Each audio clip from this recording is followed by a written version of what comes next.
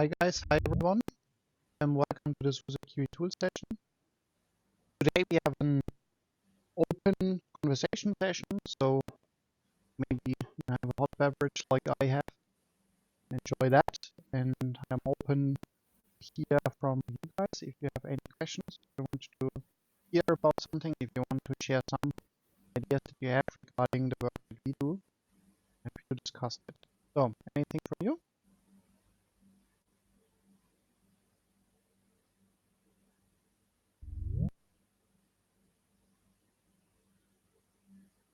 Hands? Hello. Yep, hi. We are having an open conversation session today, Anton. So if you guys have any topic, feel free to bring it up. I have one question.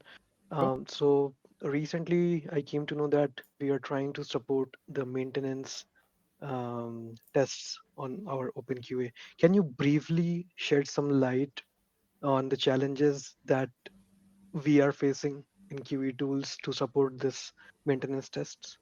Um, you mean C16 maintenance test using Gitty? Is that? Yeah.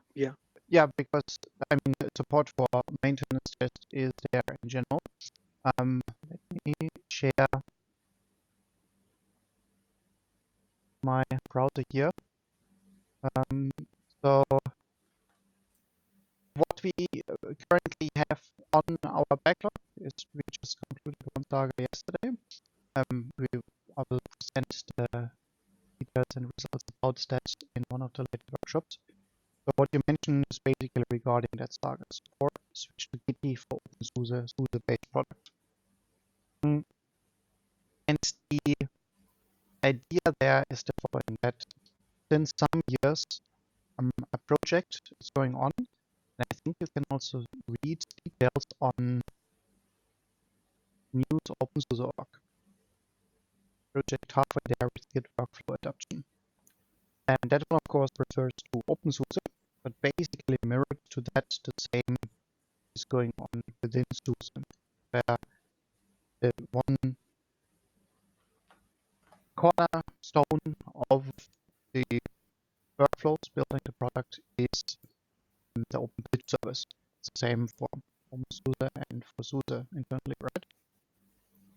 And one limiting point was always the source system underlying. So let me show you one example of the developer here project. And there are packages within there. And for every package, you can see there files stored. And it also has a version control system included, which by design is rather old and also a bit unusual by nowadays standards. Gaurav, you see what I'm sharing here? Yeah. Right. And so what you can see is basically there are revisions, and you can see that the file changes. So just like what nowadays people use with Git, but in the very old past there was something like RCS, CVS, SVN, and also then there's Git. And the plan there is to change how packages are stored. And I can show you one other project, which is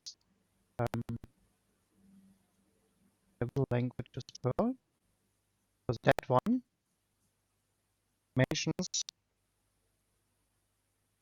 that this project is managed in SDM, the source control system. And that means that packages are still built in OBS, so they're still used for building. But the source is here, and this is a Gitty instance. So, good to rely on full upstream solutions that work. Don't need to roll our own. And then packages are stored in there, which you can see with this, sub-modules for each and every package. Now, where does it concern us regarding the tooling that we maintain? Well, that's for mostly want to integrate the testing in development workflows. And the choice was made to also use these review features of Git versus the review features in OBS for some projects already, including Devil language as well, but there's no OpenK directly integrated into that, but that's fine. Because basically what is done here is that with a lot of automation, pull requests are created. It's full of forwarded PRs, but there are also some sorry, I wanted to show other pull requests, but they don't show up in this OBS PR project. But let me show you here. For example, this also not here. Yeah. So this is one project where there was a pull request.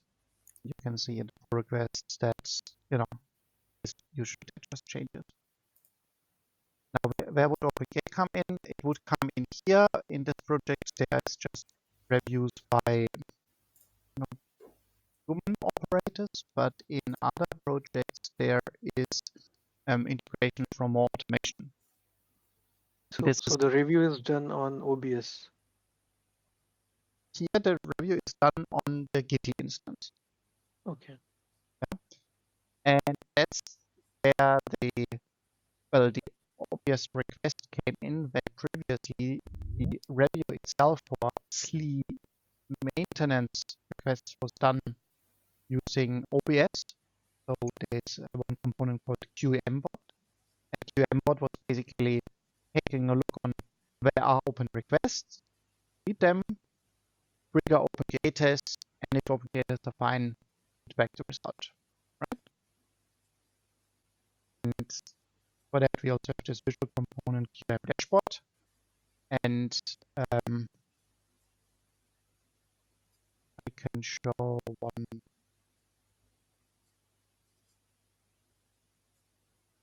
example here. Sorry, can't. A second.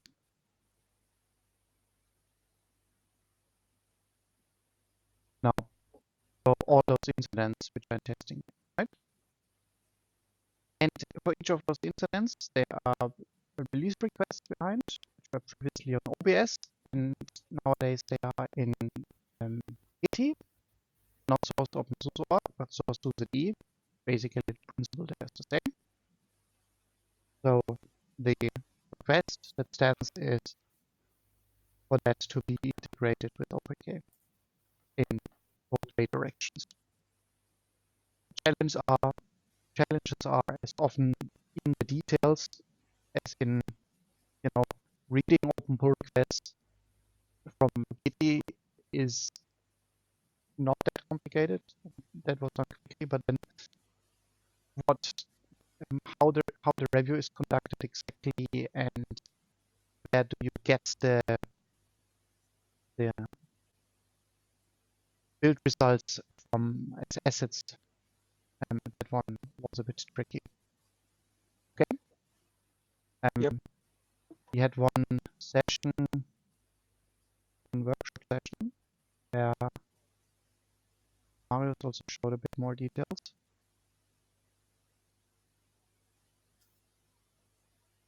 Am I still readable because it's shows as red? No, it's fine. Yeah, okay, thank you. On the 25th of July, there was a session about QEmbot, QM dashboard writing from Git instead of OBS. Something about more details. Also, one more thing which I can show is that it also concerns us as a team, because we have what we do is we automatically submit new versions of the products that we build to different target projects. That's done, controlled by Jenkins, starting an automatic triggering, monitoring, and submission. And what the effect can then be seen. We see it should be seen in notifications here. So, for example, what you can see is that there are automatically created submissions from our development project for OS audience to factory, meaning new versions of OS audience and OpenK correspondingly end up in Tumbleweed. But in parallel, what you can also do see here is that we also submit to OpenSUSE backports Lee15 SP6, meaning that you will also get automatically updated packages in Lee15 SP6 as well as Lee15.6. But the Lee16 project has already switched to Git as well, and that's why we already handle those as well. And you can see one example here. This is a corresponding update where we update OS audience, and you can see here into Leap16.0. Okay, so the package is already there, and this is an update correspondingly. You can also see, like, from 5.1754 to 5.1758 with the corresponding list of changes which are included. So we trigger both. We trigger updates in OBS for projects still using that, and we trigger updates in Git for projects using that. Gaurav, I hope I sufficiently answered your question. Yep. Cool. Heiko? Yeah, maybe I can add a bit about how this works SUSE internally for enterprise products, because I have a question then which might be an opportunity for me to learn about how this is done on OpenSUSE and Leap and Factory. Right. So let me just shortly share my screen, just figure out how that works.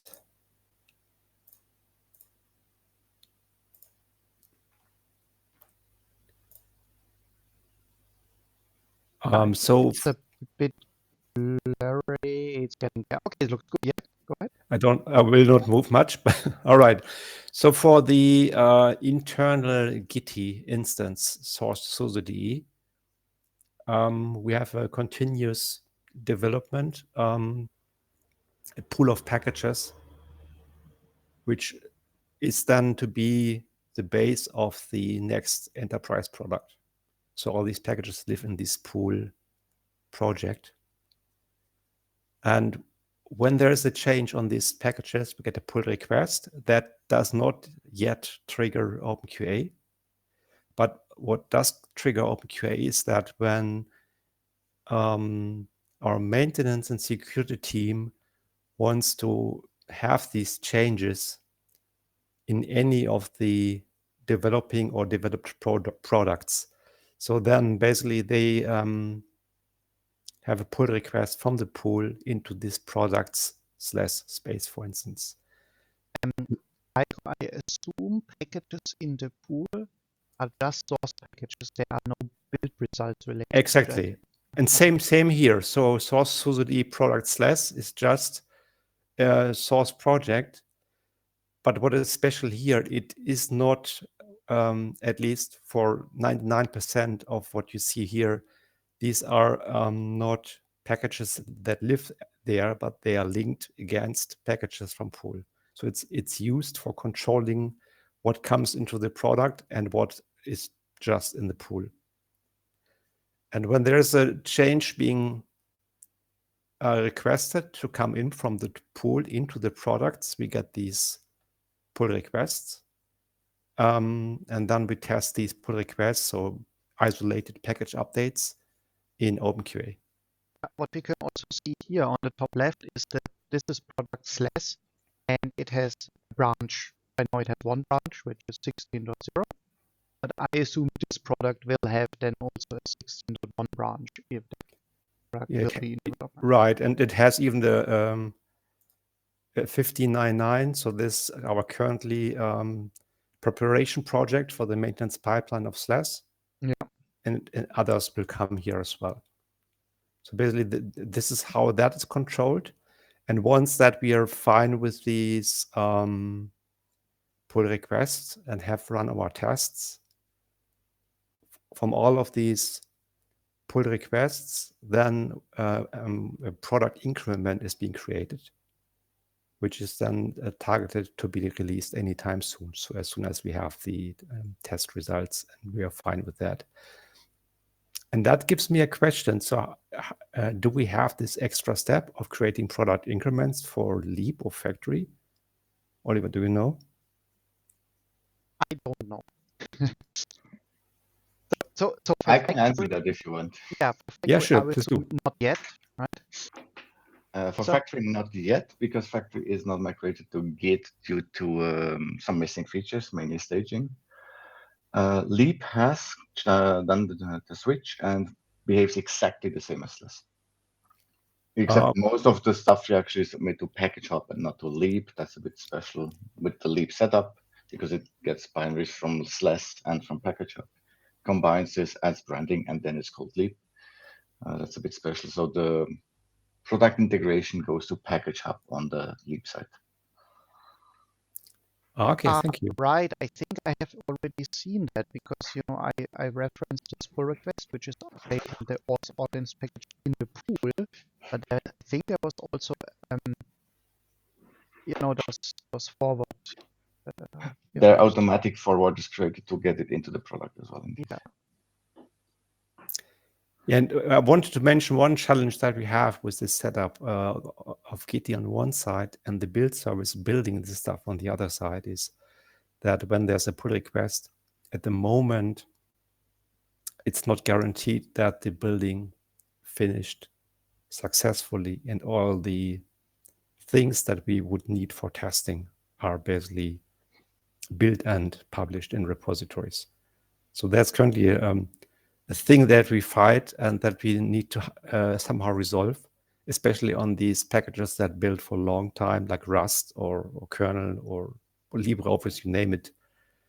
So sometimes we have to wait a bit, and I think that's something we're currently discussing internally. If there's either a check on Gitty that it would not even ask for any kind of reviews of these pull requests before the builds are being finished, or we add some checks on the QA side to see if the repositories are available, and then only would trigger tests in OpenQA. So that's to be decided and discussed.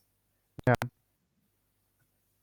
Yeah, I think the later should be acceptable when we say that this can be decided later, because maybe one wants to, I don't know, test partially for one product and leave it for later to test complete set or another part.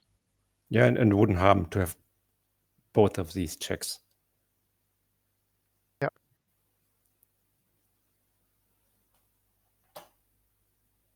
Yep, that's that from my side. Well, thank you. So, anybody else regarding this topic, question, questions, wishes, or any other topic?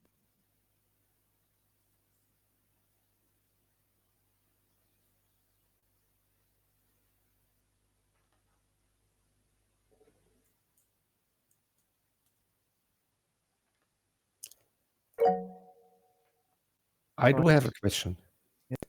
And that is about the support of non-x86-64 architectures. So how much support can we expect from the community on testing on other architectures, especially on ARM and Power-like platforms? I would say it depends on the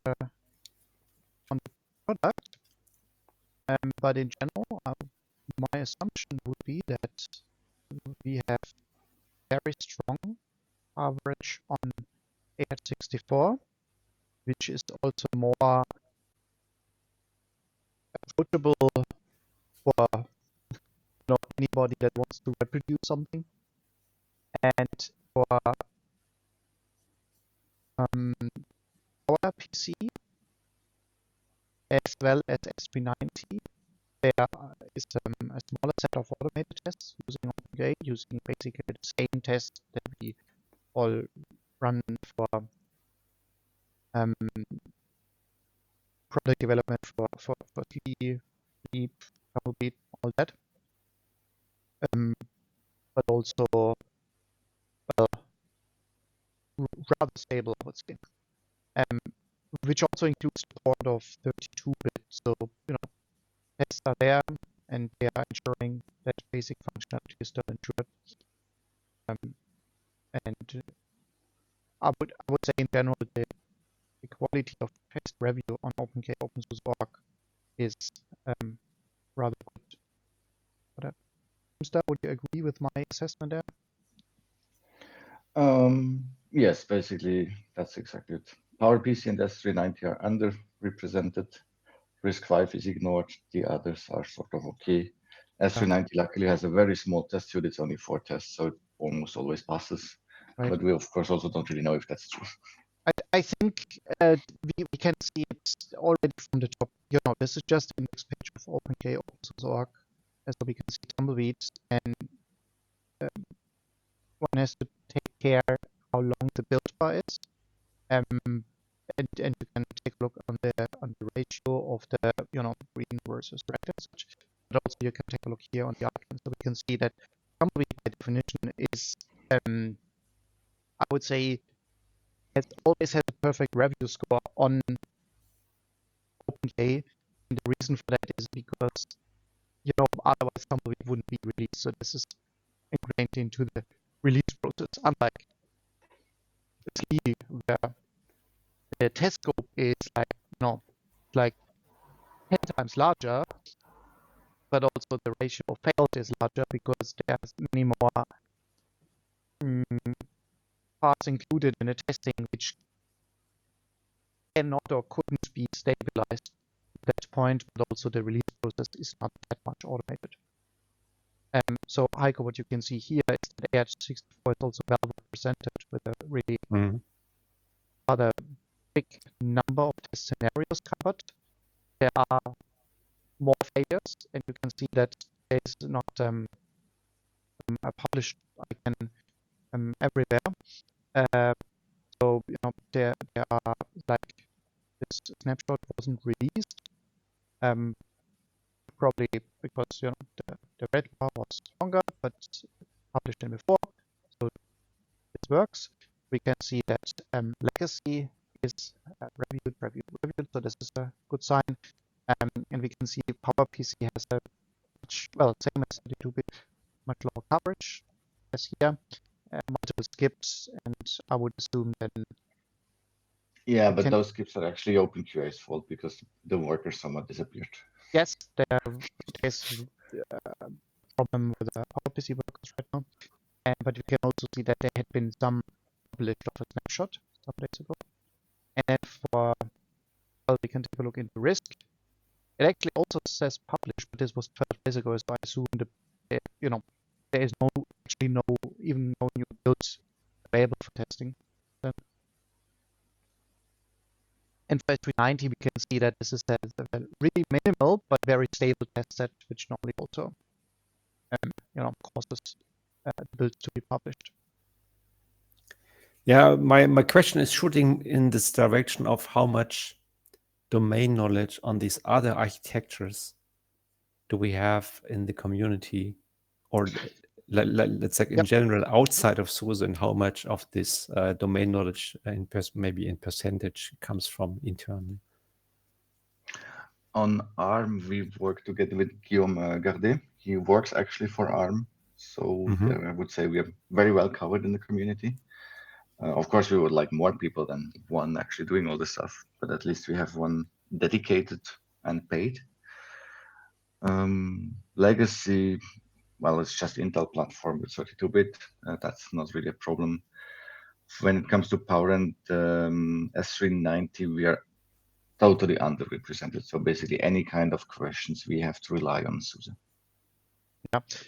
For PowerPC, many years ago, there was also a person dedicated for supporting OpenSUSE on PowerPC by IBM. Yep. But he got retired and not replaced. Yeah, exactly. And that's unfortunate because that was, I mean, that was showing up in the quality and the support. I would say for PowerPC and S390, it's community, but it's not like you do that as a fun project on the side. I mean, you could, relying on what OpenSUSE and SUSE as a sponsor here provides for hardware for testing, just work with the results which are there. But mostly it would be domain experts coming from businesses that are involved with that, hence supported. And I think this is where collaboration can be very sustainable and efficient. Unfortunately, in the last years, it died off, in particular on the side of PowerPC. And I must say, I think that from the side of SUSE, engaging with the community could be much better, as in building up contributors to the outside. Like if somebody contribute from the outside, then engage with them in a pull request, be supportive, so that eventually they could, make use of what we offer, and then they take over, and then it scales upwards. Yeah, make it a real collaboration then. Yeah. And how do you see things developing on the RISC-V platform? Timster? That's mainly managed currently by Andreas Schwab. It's getting somewhere, as we can see from the number of tests, or actually it's the number of snapshots being tested. It takes forever to actually build it. So the last one being tested was the one from September 5. We are currently building September 18. And since then, we just never moved to QA to actually have something to be tested. That's just because the build doesn't finish. The architecture is rather slow, similar to what we had in early days on ARM. But that is certainly getting better. The build state of the project looks kind of promising. It's not worse than other architectures, I would say. It's actually very comparable to PowerPC, for example. So I guess there's potential, but it's not fully used yet. All right. Yes, thank you for giving me an insight here.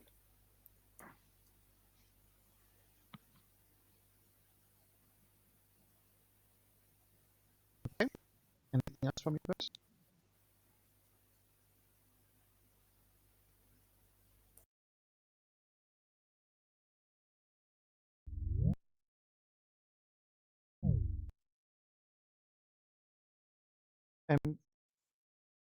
So, Timster, may I ask, following up regarding the PT migration,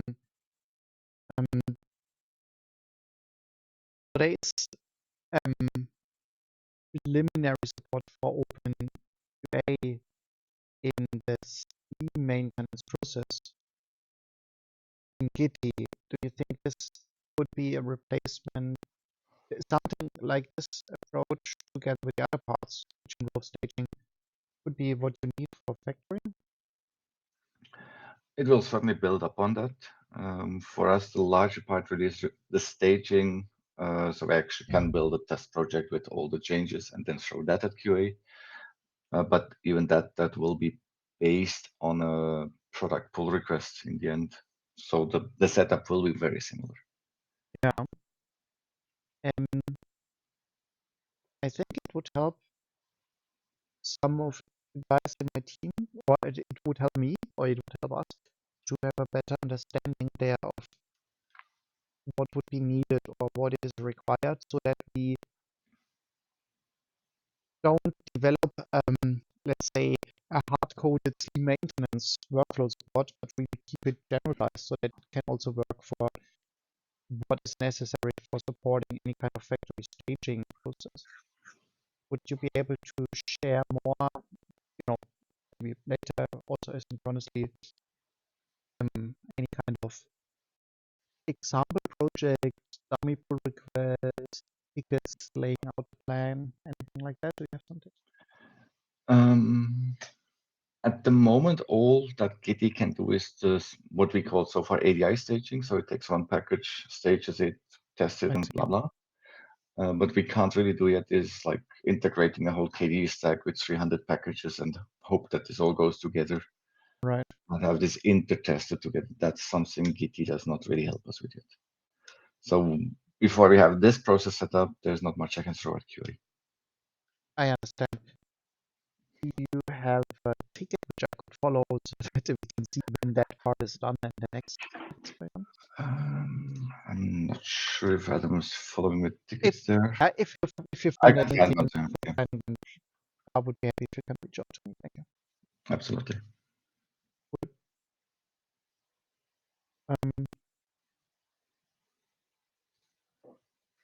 All right. So, more questions or ideas from you guys?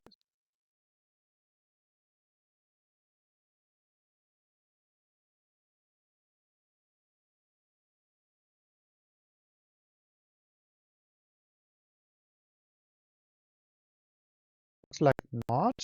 We are half an hour into the session. I think this is a reasonable time. And I suggest we stop here.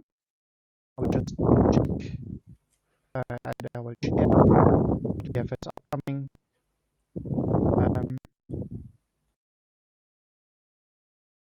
Questions. So, from our workshop topic list.